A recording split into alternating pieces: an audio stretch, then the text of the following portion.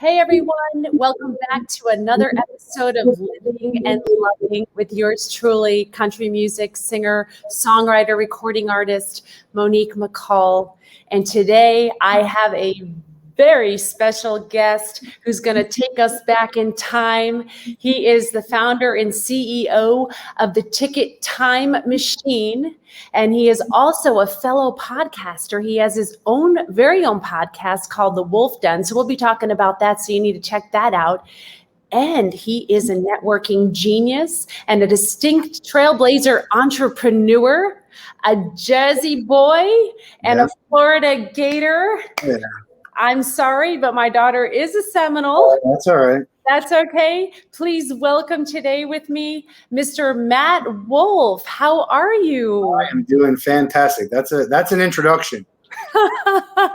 Well, you deserve a great introduction, as all of my guests do. I'm so lucky to have such great people who are out living and loving. And so, I have so many questions for you, but I'd love to know, how have you been out living, loving through tickets? I mean, concert tickets, Broadway tickets. We all have different tickets that we've collected over the years, and we don't necessarily know what to do with them, but you have the solution. Yeah. So I love events, music, concerts, festivals, sporting events. Broadway plays. I grew up in New Jersey, so Broadway was a thing for us. And the last year and a half was hard. It was hard to not go to events. If I start to look back at all the tickets I had for events that were canceled, it was ridiculous. Some people don't get to do that, in 5 or 10 years. And I lost it all in a year. Now, pandemic happened. I feel bad for people who went through much greater loss. This is all, first world problems that we're talking about. Mm-hmm. But it was a lot. And so now events are starting to pick up again. I'm going to some of them with my mask. I'm vaccinated, but it's fun. I'm looking forward to it. I got some really great events coming up, sports, concerts. I got to be with my family last weekend, which is very important to me. And I have a trip in a couple of weeks with the people I grew up with that we've been doing for 20 years. Yeah, well, tell me what the Ticket Time Machine does. Yeah, Ticket Time Machine is a commemorative ticket company. We're keeping the printed memory alive. And so with everything going digital, we want to offer fans and your audience an option to have something printed, a physical keepsake. And our stuff is a talking piece. We have some animated stuff, some 3D. We've introduced augmented reality. So we're really trying to bridge the physical and the digital, but really enhance the fan experience and also add some value for the sponsors and brand partners. We think anything can be commemorated. It doesn't even matter if the event requires a ticket to get in. We can customize and personalize it. And you never really know what makes a memory for someone. Why is an event more memorable for you than someone else? And you might not know that for years to come. It could be months or years later when you realize that was a moment that you want to, commemorate. So that's the idea of what we're doing, and we're hoping to go big. Well, isn't that why we're here? We're here to share special moments.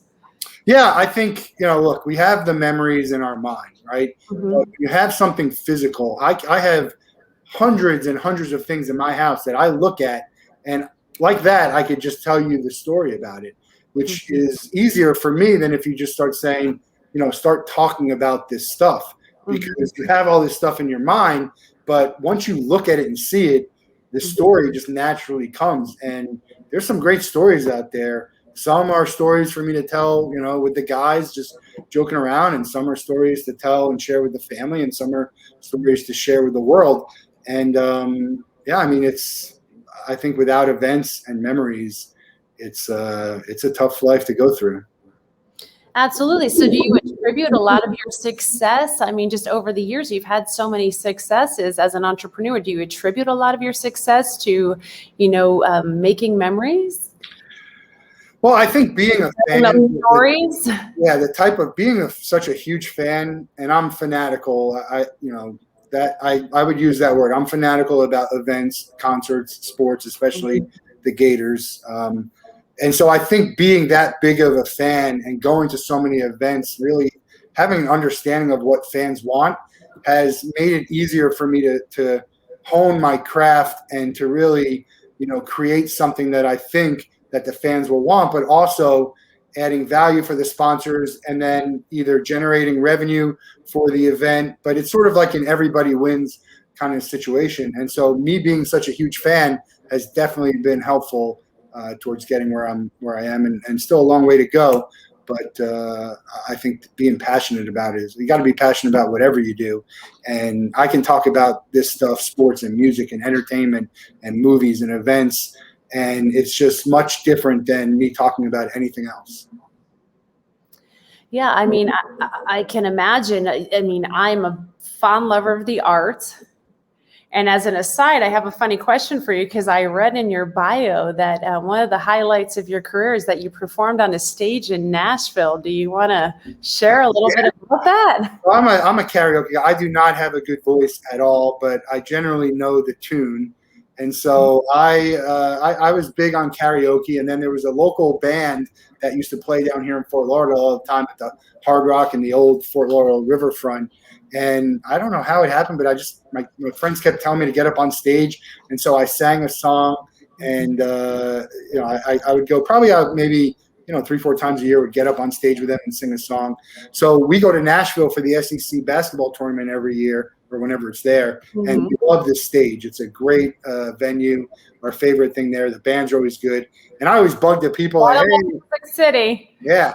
I always bug them. Hey, can I sing a song? Can I sing a song? And there, if you give them money, they'll let you, they'll play whatever song you want. And so I actually had a $100 bill that I was probably too drunk, but I had a $100 bill. I'm like, let me sing the song. Let me sing the song. And finally the guy let me on, but he never took my money. So I got on and sang, and I got a picture of me singing on stage at the stage, and it was fun. And we got booed, because I'm a Gator. And so what song did you do? It was Mary Jane's Last Dance, Tom Petty. That was there's not a lot of songs that I can get up and sing without missing the words, exactly, and knowing the tune. That's one of them. And so that's the song I sang. Well, that's a great song to start with.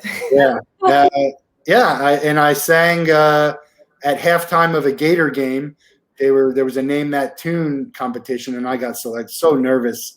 But it was fun. I like it. I mean, I'm not quitting my day job. I can tell you that. Yeah, which your day job is Ticket Time Machine now, but you also have the Wolff Den. Yeah, it's I saw people saying that video is great on LinkedIn. Mm-hmm. And I applied for LinkedIn Live, and I have a friend who has his own show who was doing Free Agent Fridays and helping people out. And so I said, well, let me do a show. And I just started it, and I started doing once a week. Mm-hmm. And bringing people on, just talking about what they're passionate about, what they're working on, and tell their story. And then it turned into twice a week. And now I'm basically 4 days a week, sometimes 5, doing a show. And we have all different kinds of people, sports, entertainment. We talk about mental health. We talk about equality. We champion for foundations and charities and to try and help support their cause. We've had some musicians on. You're going to be on the show as well. I'm looking forward to that. Yeah, we got Jared Reddick from Bowling for Soup next week, who's going to perform. I don't know if you know who he is. They're kind of punk rock, and he's just he's a clown in a good way. He's just a fun guy and just really passionate about music and what he does. So I'm excited to have him on. Well, you are the ultimate networker. You have a fantastic lineup of guests. You have done so much business-wise. And you spent so much time at so many events. Now, are there stories that one event led to one opportunity and then to another? Well, the story that led to Ticket Time Machine was I was at a Marlins game, and Edinson Volquez throws a no-hitter. I have a digital ticket. They announce over the loudspeaker, if you want to print a ticket, come to the box office. And so I went and I said, can you print Edinson Volquez no-hitter on there? I wanted to customize it and make it special since they were printing, and they said that they couldn't. I have a ticket printing background. I know that they could. They just don't want to. Mm-hmm. And that's one thing that really bothers me when people use the word can instead of won't. I know they could, but they just don't want to. And a lot of people don't want to do things that they can. And that gives opportunity to people like me who can offer a service like this. And so that was really the birth of Ticket Time Machine. But I've gone to the West Palm Amphitheater and wanted to get a printed ticket. And first they were charging $5, and then they started charging $20. And when you charge $20 for a ticket like that costs you a nickel, you don't want someone to buy a $20 ticket. You want them to feel like it's not worth it. I don't want to ask them ever again. And so, with Ticket Time Machine, we can offer a printed ticket for the people who collect, and it's not going to cost them an arm and a leg. It's going to be reasonable, and they'll be able to get whatever they want on that. And there's people who collect from every concert they go to, from every game. People have season tickets for 30 years, and now they're out of luck. Yeah, and that ticket, like you said, it has so much history for so many people, and sometimes it brings back a great story. It's something that you can really share, and I think life is very much about the stories that we have to tell, and the trials and errors and the happy moments along the way, and in and around sports and music. They tend to be very, very happy moments. Although sometimes, as an artist, when you're singing a song, it can bring up a negative emotion, but there's so much emotion in and around those special moments. So you're really capturing in a ticket somebody's special moment, and that is such a gift in itself. You're giving such a beautiful gift. So now, how has technology changed you giving that gift? Yeah, well, technology is the reason we actually exist. With everything going digital, that gives us an opportunity to offer the paper ticket and the physical ticket. With COVID, it kind of pushed everything forward really fast. And everyone's kind of using COVID as the scapegoat for why we need to go digital or cashless. It's really not a good reason, but it's fine. The faster everyone goes to digital, the quicker that we'll be able to offer stuff that people aren't getting. And then we've added augmented reality experiences to the tickets. So bridging the physical, you can have a video pop up on your ticket, and they'll have links to stores and to make a phone call and go to social media. So, everyone wants to be in the moment and at the game or at the show or afterwards, and they're on their phone. And so we're always going to find a way to bridge it with the digital, but that's the technology, and who knows what's next. I mean, there's our augmented reality experiences will get more customized and more of, you ever see the video AR stuff where there's someone dancing behind you and it's like right in front of you, just pop. So we're going to have that. Right now that's unaffordable, largely, especially for what I'm trying to do. And I'm not trying to get something that's going to, break people's bank. I want it to be affordable for everyone. And so, there'll be more advances in the AR side for us, but that's it for now. I mean, we're happy that things are going digital, but it's really accelerated with COVID. Technology in general just has accelerated. It's almost like all the things we saw in Back to the Future and the Jetsons and all that, is half of that stuff is happening sooner than maybe we thought it would. And then there's stuff that hasn't happened that we probably would have thought would have happened already. Who knows? I know. I always say that. I said, who would have thought, from the Jetsons that we would actually be sitting here on screen? I mean, everyone thought at that time that was just absolutely outrageous. Yeah. My favorite is going to be in Back to the Future 2, when they just put that little thing in the oven, and like 3 seconds it pops up into a big pizza. I know they have things that are similar like that, but that'll be fun, right? I don't know. We'll see how fun that will be on the stomach, Matt. Pizza. All right, we got to keep it lean and clean. That's my friend Scott Friedman. He's got a hashtag, keep it lean and clean. Yeah, I think you got to keep it lean, clean, and green. Lean, clean, and green. All right. So back to the tickets, because I know I have collected so many tickets over the years, Broadway tickets. I've made scrapbooks for my kids. Do any of these tickets have any monetary value beside the sentimental value? Well, that's a good question. So the answer to that is yes, tickets have monetary value. The market for tickets has gone nuts lately. There's a website called Booger Stubs on Facebook. There's been articles written about it. I got the Athletic to write an article about it, and it's almost like the trading card market. There is a lot of value to debuts and signature sign stuff, probably more in sports than it is in music. But if you have something from like, the Beatles signed, or maybe a Kurt Cobain type thing, people who aren't around anymore. But yeah, there's value to it. And I have tickets that have value, but I probably would never sell because it's just worth much more to me. I mean, short of someone giving me life-changing money, which they're not going to, I wouldn't get rid of it. That's the same with a lot of the collectibles I have and memorabilia, signed baseballs and stuff like that, stuff my dad gave me who's not around anymore, and just stuff that means. I mean, I was there, and it just means something to me. Yeah, I know. I have items like that as well. I actually I was a tomboy growing up, so I have a great baseball card collection. I've kept every card in every set that I have. So who knows what in the world I have? Your best card, I mean, I have no idea. I'm going to have to come see you and bring you my cards. I bet you can tell me. I'm not an expert, but I have a lot of the old cards that are worth almost nothing now because Topps and all of them flooded the market with tickets and saturated it, and it went down. And now Topps lost their Major League Baseball licensing, so the collectible world Fanatics is getting everything. Do you have the ticket to your first performance? Ooh, no, I don't. These are things that would be great to have, right?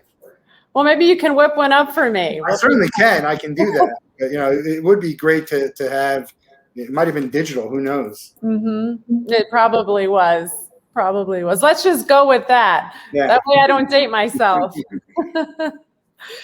So many tickets to events and concerts, but from what I understand, you have had so many tickets, plane tickets, throughout the nation and around the world. You have visited 39 states in the United States of America, and you've traveled to, remind me, how many different countries? Probably almost close to 20, maybe.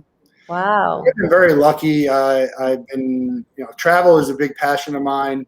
And I had, when I was working at LexisNexis, I won some trips 3 years in a row. So I was able to go overseas. And then from there, I would extend my trip and go to more countries.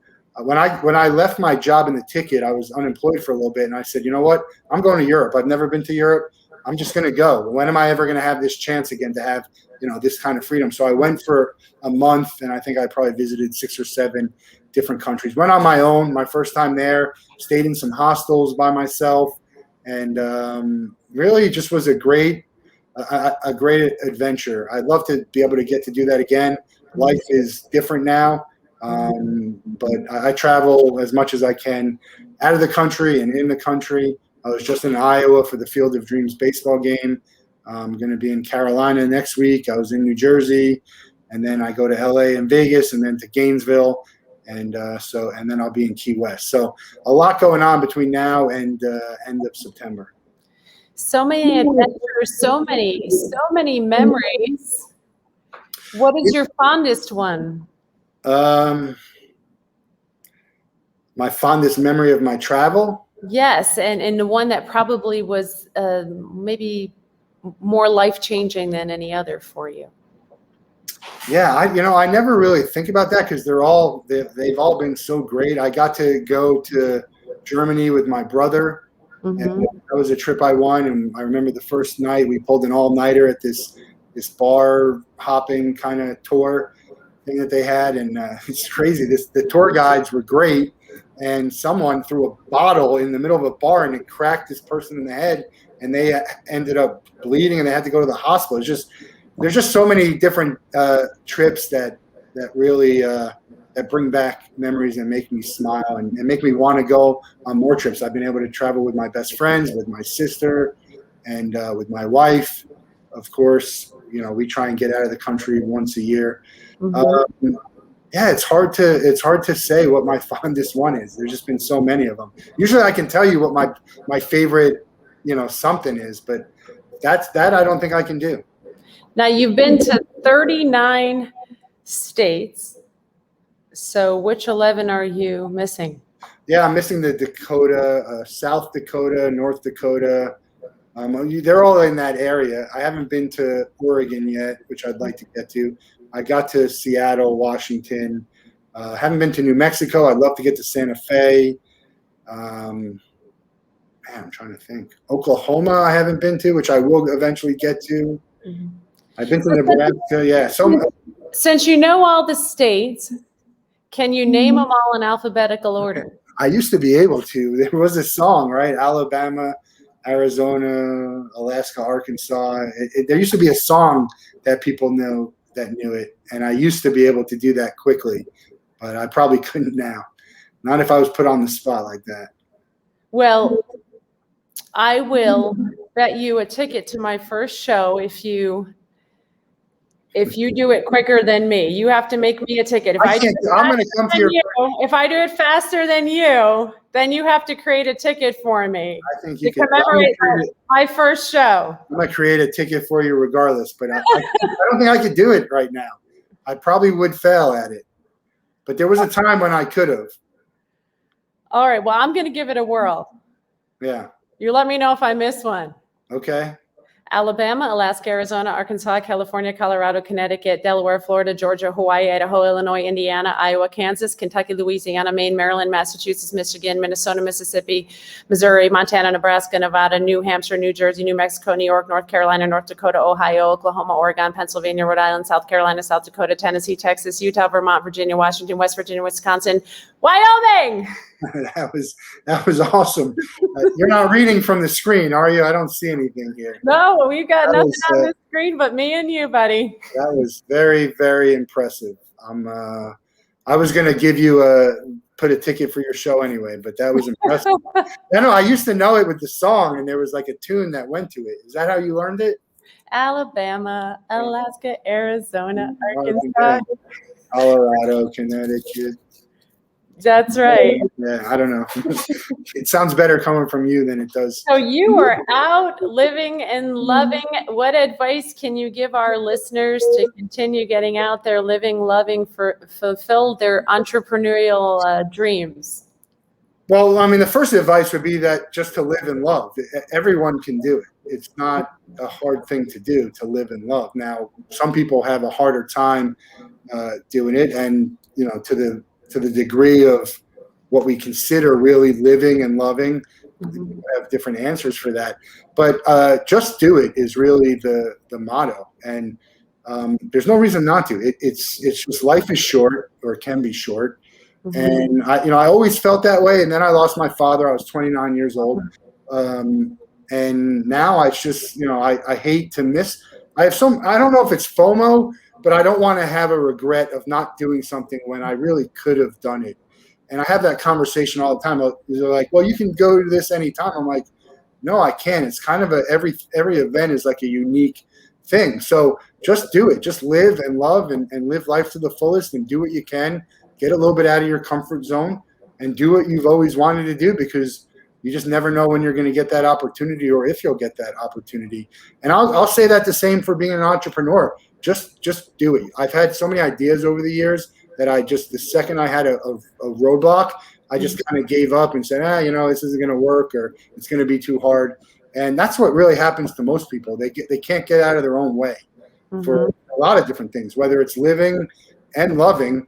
I've tried to be, more loving and accepting of everyone, and I always have been. But it's just you try and you see people struggling, and you just want to help them if you can, because we're so lucky to be in this scenario that we are. And I say we're very privileged. I've been very privileged throughout my life, and there's people who, we take stuff for granted that people would literally give an arm and a leg for. And that's just my advice. Just live life and love, but do it. I mean, that's all you have to do is just say, I'm going to live my life how I want to, and I'm going to love who I want to love, and try and stop me. That's right. Just go for it. Yeah, go for it. No better time than the present. I agree. And look, I'm a procrastinator. I am for certain things, but I definitely think no one can accuse me of not living my best life. And that is fantastic advice. Certainly live your best life. So thank you so much for joining me today, Matt. I really appreciate it. I mean, you have been such a wonderful guest. You've had so many adventures. I'm sure so much ahead for you. Yeah, we're excited about, I'm just excited about to be alive and to be able to go do the things that I love with the people that I love. And it's been a real blessing for me. And I appreciate you having me on here. It's great to chat to you. Look forward to having you on the Wolff Den. We'll talk a little bit more about music, which I love. And I have no doubt that we'll be seeing you at a show and doing a ticket for that show soon. Well, you are the epitome of living and loving. I'm trying. And so tell everyone where they can find you. I know they can go to tickettimemachine.com. Where can they see you on the Wolff Den? Yeah, so I always say I am probably the most accessible person you'll ever meet in your life. I reply to every single email, text, message, phone call. You can find me at tickettimemachine.com. I'm all over LinkedIn, Facebook, Twitter, Instagram. The Wolff Den goes live on it goes live on LinkedIn and Facebook. You can go to my YouTube channel, Ticket Time Machine, and see all the archives to see some of the guests, some really inspiring stories and motivating stories. And what time does the Wolff Den go live? Yeah, it goes usually 11 a.m. or 1 p.m.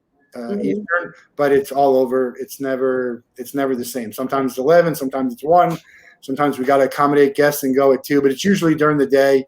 And if you go to any of my pages, you'll see the schedule, usually about a week out. Well, I'm really looking forward to joining you on the Wolff Den. But before I let you go, I have one question I always ask all of my guests. Sure. As a country music singer-songwriter, I always love to know, what is the one song that speaks to your heart and sums up the essence of your being? The one song, I think it's "Man in the Mirror," Michael Jackson. I never really thought about that. If you ask me what's the one song that really hits me and gets to me, it's "Listen to Your Heart," the remake by DHT, because that was playing. It was like the #1 song when my dad was in the hospital and I was driving back and forth. So that's one of those things that you talked about. Like I kind of get tears in my eyes when I hear that song, but it's a happy tears. It's kind of like a good memory to have of something that's maybe not so good. But yeah, "Man in the Mirror." I think that we got to be the people to make the change in the world. And I'm trying, I've done some good things in my life and I'm trying to do better. And there's just so many people out there who are doing so good that it's inspiring to make me want to do better for more people. So "Man in the Mirror" is probably that song. It's my favorite Michael Jackson song too. You gonna sing a little for us? I'm starting with the man in the mirror. I'm asking him to make a change. I don't know if that's going to make any difference. If you want to make the world a better place, take a look at yourself and make that change. Thank you so much, Matt. You are the best. And you know what? As our guest Matt Wolff said today, make the change, be the change. Just do it, like Nike says and Matt Wolff says, go for it, because there's no better time than the present. So thank you so much for joining me, Matt. Again, such a gift, such a blessing. Wishing you all the best in your future endeavors. I will see you on the Wolff Den. Yeah, we're going to get that set up. Continue to get out, live and love everybody, because that's all we've got. That's all we got. Again, I am Monique McCall, country music singer, songwriter. You can catch me here on Living and Loving every other Thursday at 4 p.m. Good luck. God bless. Have a great couple weeks. I'll see you soon. I'm out. You take me there.